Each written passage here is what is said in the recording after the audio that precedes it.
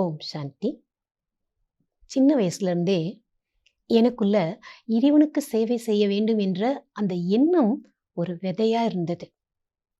இறைவனோட பேச வேண்டும், இறைவனை பார்க்கணும், இறைவனை சந்திக்க வேண்டும் என்ற அந்த ஆர்வத்தின் காரணத்தினால ரொம்ப தீவிர பக்தி நான் செய்து கொண்டிருந்தேன். பிரம்மகுமாரிகள் வித்யாலயத்தோட எப்போ தொடர்பு கிடைத்ததோ, அப்போ நான் புரிந்து கொண்டேன். அந்த 7 நாள் பாடம் கேட்கும்போது, இதுதான் சத்தியம். இறைவனால மட்டும்தான் இந்த ராஜயோக தியானத்தை கற்றுக் கொடுக்க முடியும்.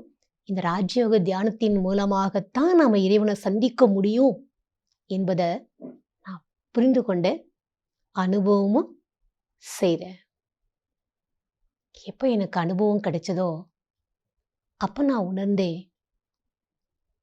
இந்த ஞானத்தை இந்த உலகத்துல இருக்க எல்லா மக்களுக்கும் சொல்ல வேண்டும். எல்லாரும் இறைவனை தெரிந்து கொள்ள வேண்டும் என்ற அந்த எண்ணம் எனக்கு ஞானம் கேட்கும் போதே வர ஆரம்பித்து விட்டது. இங்க வரும்போது நான் நிறைய மனசுல உளைச்சலோட தான் வந்திருந்தேன் தியானம் பண்றதுக்கு. ஆனா மனசுக்கு நிம்மதி கிடைச்சது. இந்த மன அமைதியை துக்கம் சாந்தியில துடிச்சிட்டு இருக்கக்கூடிய எல்லாருக்கும் அடைய வைக்க வேண்டும்.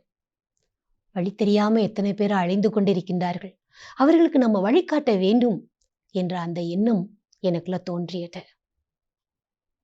இது நம்ம கடைசி பிறவி இறைவனுடைய சொர்க்க ஸ்தாபனைக்கான காரியத்துல அவருக்கு நம்ம உதவியாளரா ஆகணும்னா இந்த ஒரு ஜென்மந்தான் நாம் அவருக்கு ஆக முடியும் என்பதை எப்போ நான் உணர்ந்தேனோ அப்போவே என் வாழ்க்கையை இறைவனுக்கு நம்ம அர்ப்பணம் செய்தே தீர வேண்டும் என்று என்னுடைய வாழ்க்கையை நான் அர்ப்பணம் செய்தேன். ஸோ இப்போ 35 ஆண்டுகளாக இந்த சமர்ப்பண வாழ்க்கையில ஈஸ்வரிய சேவையில இருந்து கொண்டு இருக்கிறேன்.